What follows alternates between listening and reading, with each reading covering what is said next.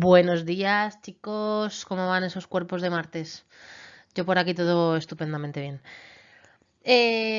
Hoy vamos a continuar con la clase que dejamos la semana pasada, que era sobre las ninfas acuáticas. Nos quedamos en los oceánides y las oceánidas, si creo que lo he dicho bien, ya no lo sé.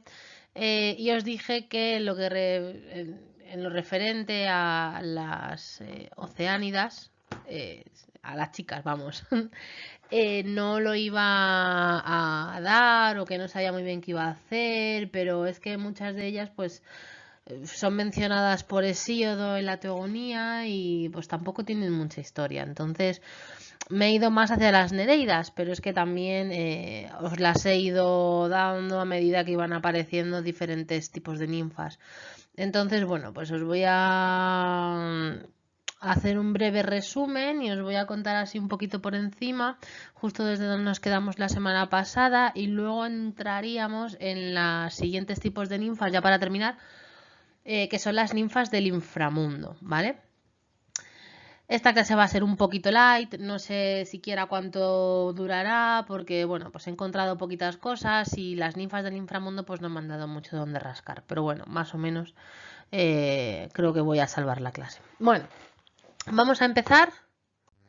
Esto es como teníamos la clasificación de las ninfas acuáticas. La semana pasada dimos las náyades con las creneas, las eléades, las limnades, las pegeas, las potámides y también estuvimos dando los oceánidas. Creo que lo he dicho mal antes. Bueno, da igual. Los oceánidas, estuvimos viendo a Acis, estuvimos viendo Acis y Galatea con Polifemo de por medio. Espero que hayáis visto la ópera de Händel y bueno, pues como dije, las oceánides de agua salada, pues lo interesante no era darlas como conjunto, sino darlas con las nereidas, ¿no? Digamos que es la división.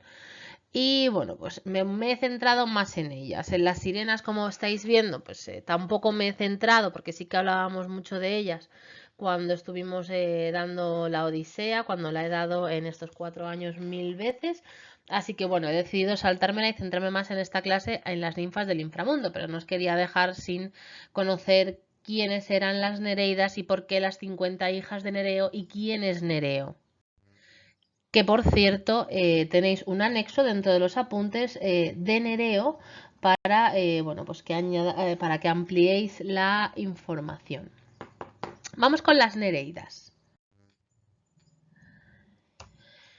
En la mitología griega, las Nereidas, como he dicho, son las 50 hijas de Nereo y de Doris, son hermanas del apuesto Nérites, una deidad menor. Y, bueno, ¿quién es este Nérites?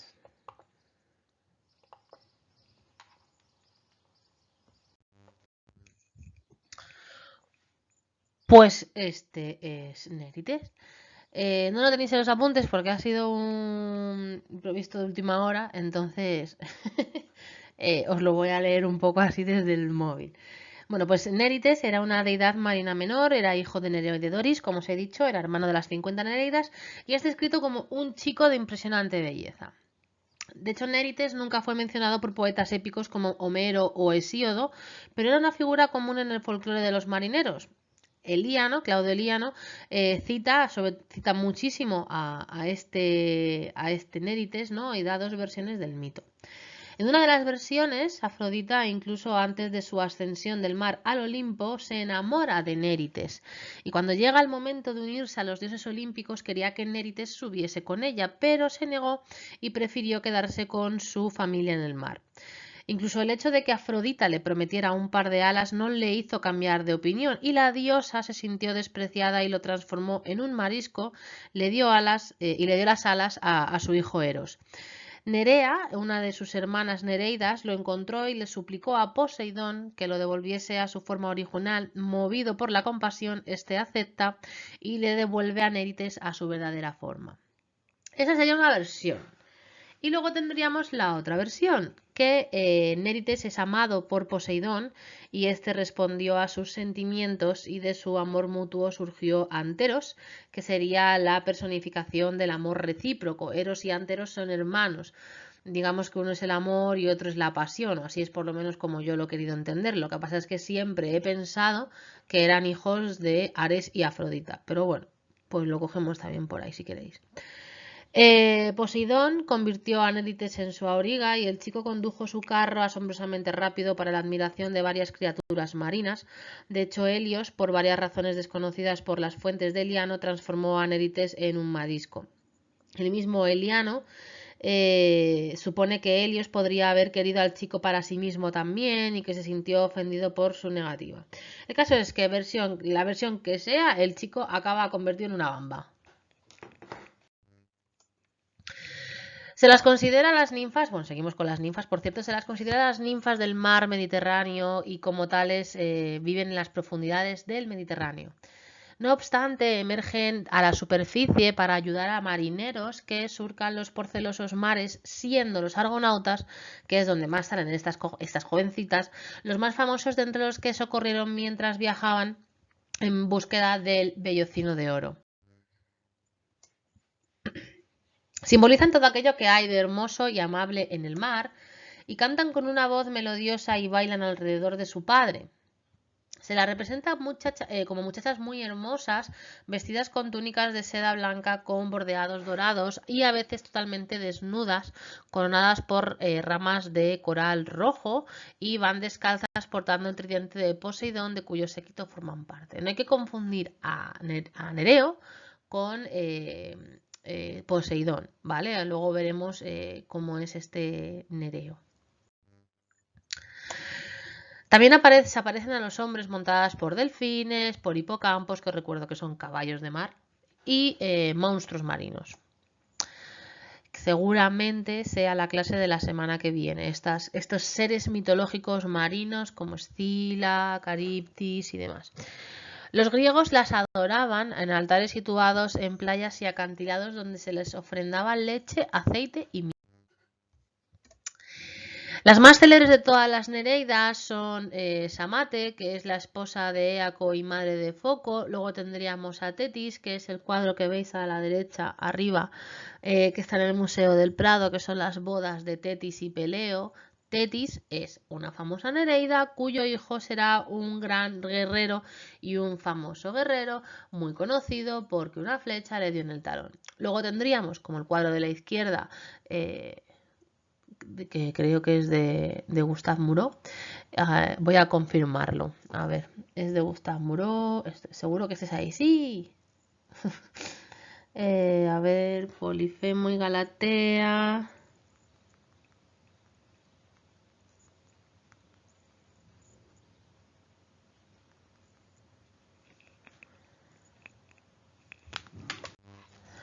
Yeah.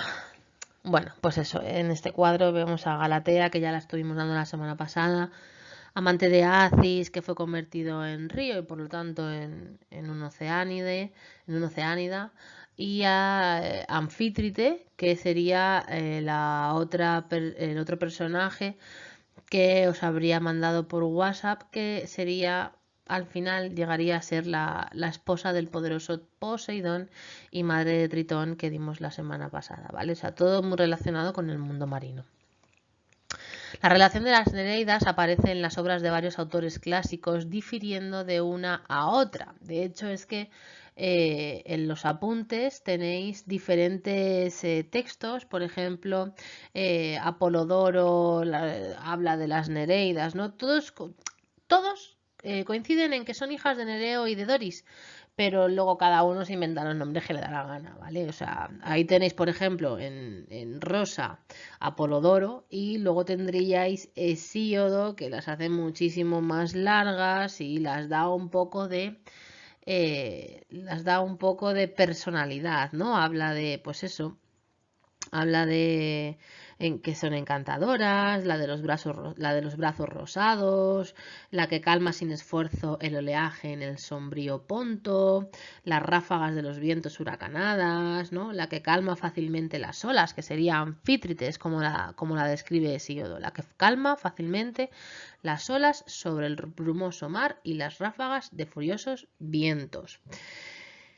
De Galatea solo dice que es hermosa y de Tetis, pues Tetis no dice nada. Así que bueno, pues para que veáis un poco la diferencia entre los autores que escriben sobre ellas. Y este sería Nereo, ¿vale? ¿Qué es lo que tenemos que saber de Nereo y qué es lo que os he puesto en vuestros apuntes? Bueno, pues aparte de que es el padre de las Nereidas, es el hijo mayor de Ponto y de Egea, del mar y de la tierra, y probablemente el dios de las olas del mar. Parece que fue también uno de los educadores de Afrodita. Doris le dio 50 maravillosas hijas, llamadas las Nereidas, como os he dicho. Vivían en el mar Egeo y siempre estaba acompañado de sus hijas que le entretenían con sus cantos y sus danzas. Era capaz de cambiar de forma, tenía el don de la profecía y además ayudaba a los héroes que como Hércules fuesen capaces de capturarle incluso cuando cambiaba de forma. Profetizó a Paris los males que traerían a su patria el rapto de Helena y a Heracles le ayudó por la fuerza a buscar las manzanas de oro que le había ordenado encontrar su primo Euristeo. De hecho, Nereo era conocido por su vericidad y por su virtud. De hecho, así es como lo deja ver Hesíodo en su Teogonía, ¿no? Dice, pero Ponto, el gran mar, era padre del veraz Nereo, que nunca miente, el mayor de sus hijos. Le llaman viejo caballero porque es digno de confianza y apacible, y nunca olvida que es correcto, sino que los pensamientos de su mente son benignos y rectos. ¿Cómo era representado Nereo? Bueno, pues Nereo era representado, como bien veis en los apuntes, como un anciano que llevaba bastón y acompañado de las Nereidas, y a veces, como en el lado izquierdo, se le ve representado con cola de pez serpentino en lugar de piernas, pero a diferencia de los dioses con cola de pez, Aquelo y Tritón.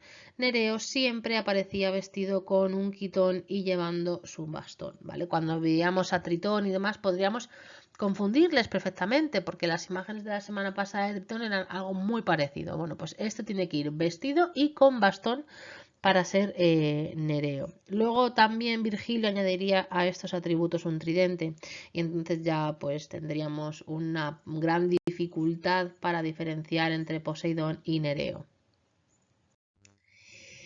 Y vamos con Anfítrite, vamos con la reina de los mares.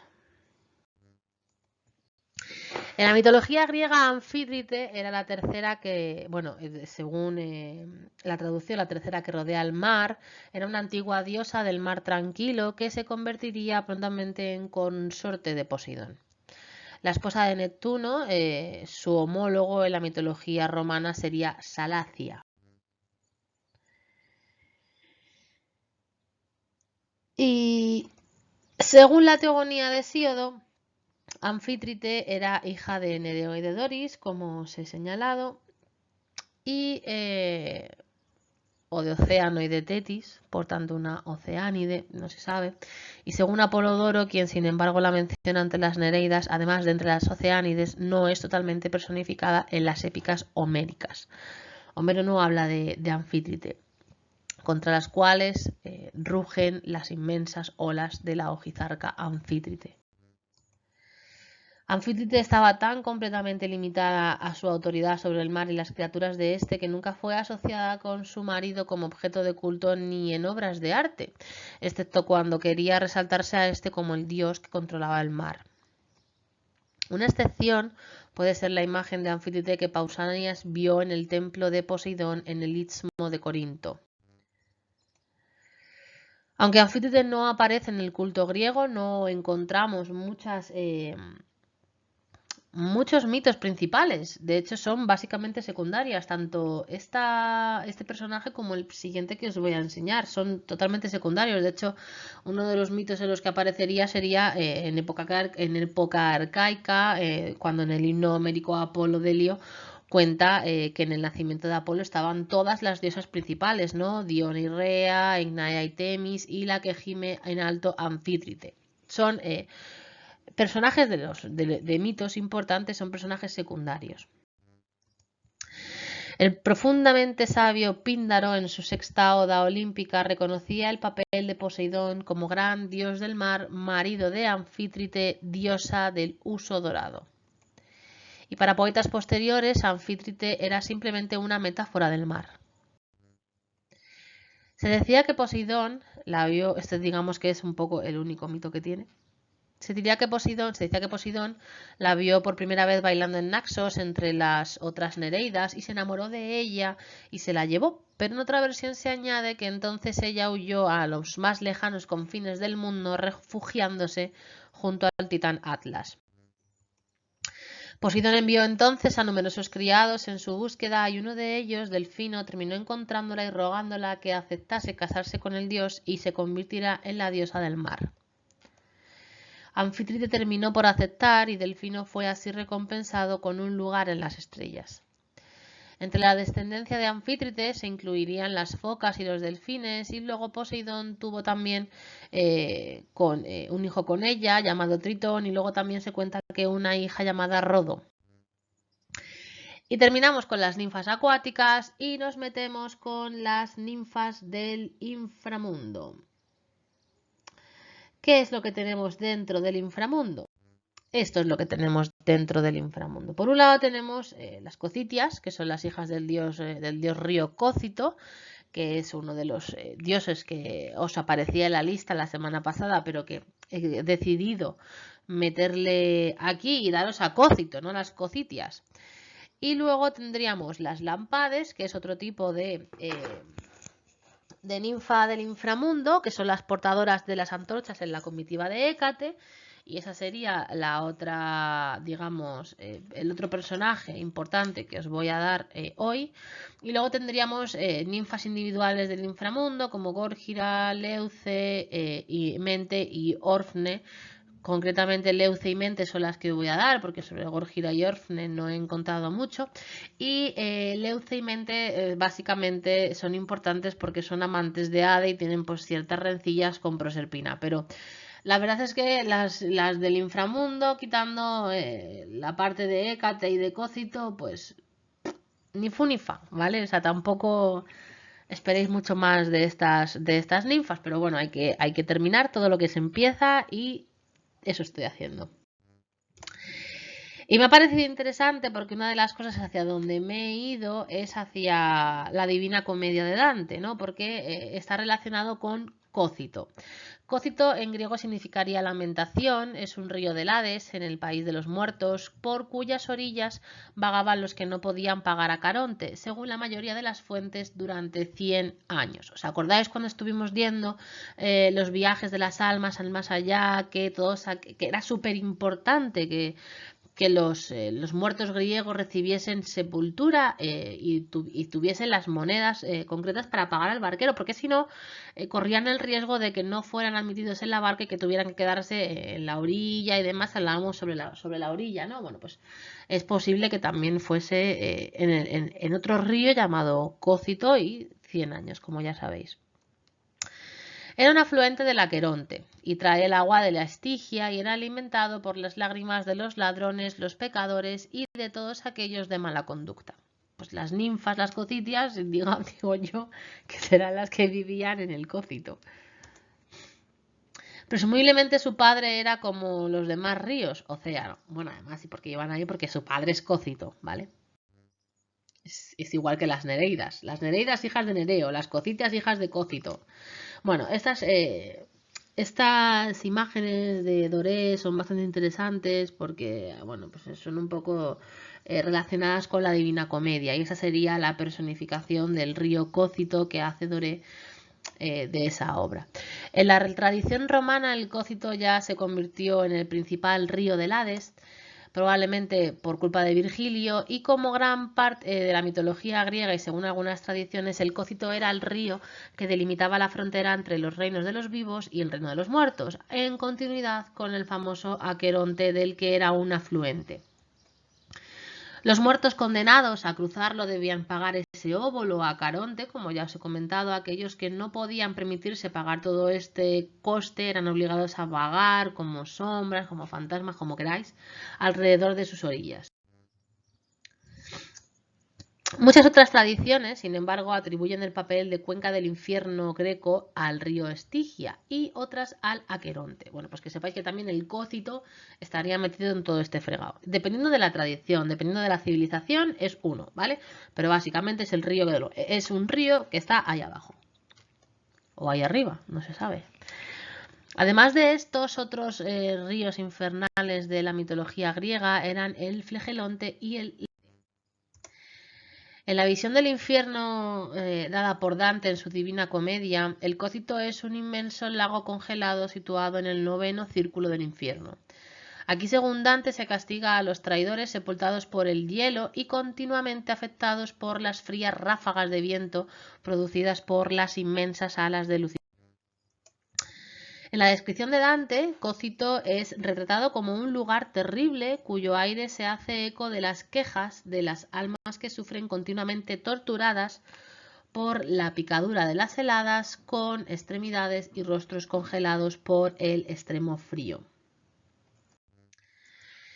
Según Dante, de hecho, aquí se castigaba a los pecadores culpables de la traición a la patria, enterrados en el hielo a distintas profundidades, dependiendo de la gravedad que hubiese tenido su delito.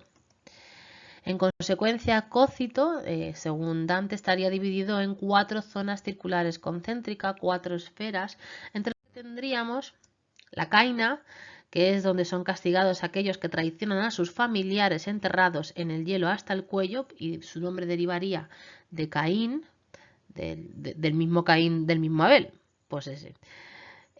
La Antenora, donde son castigados los que traicionaron a su patria, enterrados hasta la cintura con la parte superior del cuerpo expuesta a los vientos fríos infernales, y debería su nombre a Antenor, un personaje de la Ilíada. La Ptolomea, que también hay, la Ptolomea, que también os podéis imaginar de dónde vendría su nombre, pues la Ptolomea es donde son castigados los que traicionan a sus huéspedes y eran recostados con la parte posterior del cuerpo sumergido en hielo, y debe su nombre al personaje Ptolomeo, un gobernador de Jericó, quien asesina a sus invitados. Y luego tenemos la Judeca. La Judeca es donde son castigados los que traicionan a sus amos y benefactores, así que os podéis imaginar de qué personaje viene ese nombre, de Judas Iscariote, eso es. De hecho, en el corazón de la Judeca, la última de las 4 zonas concéntricas, se encuentra Lucifer, inmerso en una pequeña capa de hielo hasta la cintura, y estos lo describen como un enorme trifonte que con su tremenda boca mastica continuamente en cuestión de segundos a los 3 mayores traidores de la historia, Cayo Casio Longino y Marco Junio Bruto, que son los que se cargaron a... Sí, señoras, Julio César. Y en la boca central tendríamos a Judas Iscariote, el traidor de Jesús. Esos son los 3 peores personajes. Luego tendríamos otro tipo de ninfas, después de las cocitias, que serían las lampades. ¿Y quiénes son estas lampades? Bueno, lo de las imágenes es lo que hay, chicos, porque es que no son personajes que sean muy representados. Entonces, bueno, pues esta yo creo que nos vale, ¿no? Porque las lampades son las ninfas del inframundo, compañeras de Hécate. Estas, digamos que son el séquito de Hécate. Y ahora vamos a ver quién es Hécate. Bueno, antes de nada, seguir un poco con las lampades.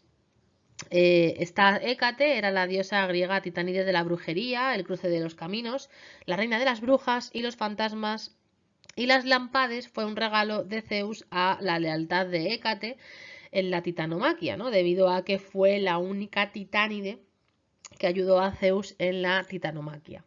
Llevan antorchas y acompañan a Hécate a sus viajes nocturnos y sus encantamientos, y algunos relatos cuentan cómo la luz de sus antorchas tienen el poder para conducir a los humanos a la locura.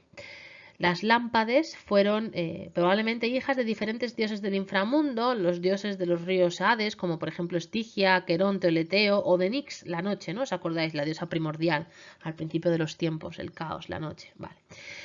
Hay pocas ninfas del inframundo conocidas, destacando a Mente, y en la mitología romana las lámpades eran identificadas como las avernales, que eso igual a lo mejor os suena un poco más. Vámonos con Hécate. Vamos a ver quién es Hécate. Lo he querido resumir un poco y tampoco me iba a ir a la visión moderna y contemporánea que tiene. Me voy a ir un poquito más, por lo menos, a las civilizaciones que estamos estudiando, a la griega y la romana, si acaso también, ¿vale? Hécate es una diosa en la antigua religión griega y en la mitología, y la mayoría de las veces se muestra sosteniendo un par de antorchas o una llave, y en periodos posteriores se le va a representar como triple. Esto es algo que quiero que sepáis, porque desde el principio de los tiempos en el que se rinde culto a Hécate, en ningún momento va a ser triple, va a ser muchísimo más posterior la tradición y el culto para que ella lo sea. Fue asociada de diversas maneras, ¿vale? Pues con cruces, con caminos de entradas, con luz, magia, brujería, conocimiento de hierbas. De hecho, hay una... No lo he metido, pero cuando he estado buscando y demás, pues había bastantes hierbas y sobre todo venenosas relacionadas con Hécate, como el tejo. En las plantas venenosas, fantasmas, nigromancia y hechicería. Aparece en el himno homérico a Deméter y en la teogonía de Hesíodo, donde es promovida como una gran diosa.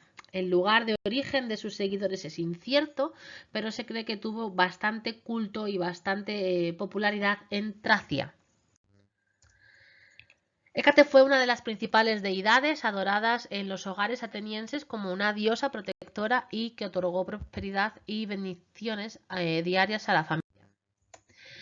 Las inscripciones más antiguas se han encontrado en el Mileto arcaico tardío, cerca de Caria, donde Hécate es una protectora de las entradas. Y esto también, el tema de la protección de las entradas, me quiere recordar mucho a la tradición etrusca, que ahora mismo no me acuerdo cómo se llamaban, pero sí que también aparecían personajes que cuidaban esa entrada. En el culto de los Molpoi, los cantantes sagrados milesios, se colocaba frente a una estatua de Hécate una piedra engalanada y bañada en libaciones. El viajero del siglo II después de Cristo, Pausanias, no sé si alguna vez os he hablado de él, que es como una guía de viaje. El tío coge y se pone a andar por todo el mundo y empieza a describir todo lo que ve, ¿vale? Afirma que Hécate fue representada triple por primera vez por el escultor Acámenes en el periodo griego clásico de finales del siglo V a.C. Las convenciones antropomórficas del arte griego se resistían a representarla con tres caras, ¿no? Una escultura votiva del siglo III a.C. procedente del Ática la muestra como tres imágenes diferentes contra una columna alrededor de la cual bailan las cárites, que es la que os he puesto antes. Algunos retratos clásicos la muestran como una diosa triple sosteniendo una antorcha, una llave y una serpiente, ¿no? Bueno, esto también difiere mucho de las imágenes. Esta sería, no es la otra, es esta la que os he, la que están bailando alrededor las cárites. En los escritos esotéricos griegos de inspiración egipcia relacionados con Hermes Trismegisto y en los papiros mágicos de la antigüedad tardía era descrita con tres cabezas, una de perro, otra de serpiente y otra de caballo. Y la triplicidad de Hécate se expresaba de una forma más helénica, ¿no? Con tres cuerpos en lugar de cabeza, como aparece tomando parte en la batalla con los titanes en el vasto friso del gran altar de Pérgamo, actualmente en Berlín. Un relieve en mármol del siglo IV a.C. en Cranon, Tesalia, le fue dedicado por el dueño de un caballo de carreras y muestra a Hécate con un perro a su lado poniendo una corona sobre la cabeza de una yegua. Todas estas imágenes me ha costado muchísimo encontrarlas, así que es uno de los trabajos que quiero que hagáis. La de Hécate del altar de Pérgamo, este relieve del Cranon de Tesalia y poco más. Si sale alguna más, ahora os aviso. El caso es que en ese relieve se muestra una Hécate con un perro a su lado, ¿vale? Para que tengáis pistas, poniendo una corona sobre la cabeza de una yegua. Su ayudante y representación animal siempre va a ser el perro, bueno, la perra, y la forma más común de ofrenda era dejar carne en las encrucijadas. De hecho, he llegado a leer que los sacrificios concretamente eran de perros negros y demás, o sea, tenía que ser específico. ¿Ves? Aquí sí que, por ejemplo, saldría la llave, las serpientes y demás. En las Argonáuticas, una épica alejandrina del siglo III a.C., basada en material más antiguo, Jasón aplaca a Hécate mediante un ritual prescrito por Medea, su sacerdotisa barra amante barra madre de sus hijos, que al final se va a cargar. Tras bañarse a medianoche en una corriente de agua y vestido con una toga oscura, Jasón cava un pozo y ofrece una libación de miel y sangre de la garganta de una oveja, que se quema en una pira junto al pozo como holocausto, retirándose entonces del lugar sin mirar atrás. Todos estos elementos señalan los ritos que se hacen a una deidad tónica como Hécate. Hécate tenía un papel especial en las encrucijadas de tres caminos o trivios, donde los griegos situaban postes con máscaras de cada una de sus cabezas mirando en diferentes direcciones. La función de Hécate en estas encrucijadas proviene de su esfera original como diosa de las tierras salvajes y las zonas inexploradas. Esto llevaba a realizar sacrificios para viajar con seguridad por estos territorios. Pues si lo hubiera sabido antes, ¿cómo se llama? No me acuerdo. Edipo, pues fíjate. Por lo general se le sacrificaban perros negros, como he dicho antes, o algunas veces pescado, y este papel tiene relación con el de Hermes, el dios de las fronteras. Hécate es la versión griega de la trivia de los tres caminos de la mitología romana, de hecho. En el siglo VII, el Elegio acostumbraba a recordar a su recién convertida congregación de Flandes que ningún cristiano debería prestar o guardar devoción alguna a los dioses de los trivios, donde tres caminos se cruzan a los fanos o a las rocas o fuentes o arboledas o esquinas. Reina de los fantasmas es un título asociado a Hécate debido a la creencia de que podía tanto evitar que el mal saliese del mundo de los espíritus como también permitir que dicho mal entrase. Hécate, pues, tenía un papel y poder especial en los cementerios. Guarda los caminos y senderos que se cruzan. Bueno. Tenéis, antes de continuar con Leuce, tenéis diferentes relatos sobre Hécate de Hesíodo. Hablan un poco de ella, ¿no? Los regalos a los humanos que hacían, ¿no? Y luego también lo cuidadosamente servida, ¿no? Dice, todavía ahora, cuando alguno de los hombres de la tierra la propicia, celebrando magníficos sacrificios según costumbre, invoca repetidamente a Hécate, muy fácilmente obtiene gran honor, aquel cuyas súplicas acepta complaciente la diosa y le concede prosperidad, puesto que está en su mano. Bueno, luego tendríamos a Leuce, que es otra de las otras ninfas que viven en el inframundo, ¿vale? De hecho, en las categorías que os he marcado sería otras ninfas del inframundo, ¿no? Bueno, pues esta Leuce, de la que evidentemente no hay imagen, pero sí que se habla de ella y se habla en respecto al matrimonio de Perséfone y de Hades. Dice que en la mitología griega, Leuce, o Álamo Blanco, era una ninfa hija del océano que Hades, el dios de los muertos, secuestró y se llevó al inframundo. Tras su muerte natural, para eternizarla, Hades la convierte en un álamo blanco en los campos elíseos. Y también se dice algunas veces que Perséfone, diosa del inframundo y esposa de Hades, fue la responsable de su transformación. De hecho, el álamo está consagrado a Perséfone. Y de este árbol tomó Heracles la corona con que ciñó su cabeza al volver del más allá. Leuce es también el nombre que daban los griegos a la isla de las serpientes, situadas en el Ponto Eusino, en el Mar Negro. Esta es Leuce. Y luego tenemos a otra que es Mente, que era una ninfa que estaba asociada con el río Cócito. Fue otro amor ilícito de Hades, el dios del inframundo, hasta que lo descubrió Deméter, madre de la celosa esposa de Hades, Perséfone. Bueno, es que encima lo descubre la suegra, ¿eh? Es que esto se viene, ¿eh? Una de estas dos diosas la golpeó tan terriblemente que Mente se desintegró y de sus restos Hades creó entonces la planta de la menta. El vínculo de la menta con Demeter y Perséfone, divinidades asociadas a la muerte, viene probablemente del uso de la planta de la menta en ritos funerarios. ¿Por qué? Pues para tapar el olor del cadáver en descomposición.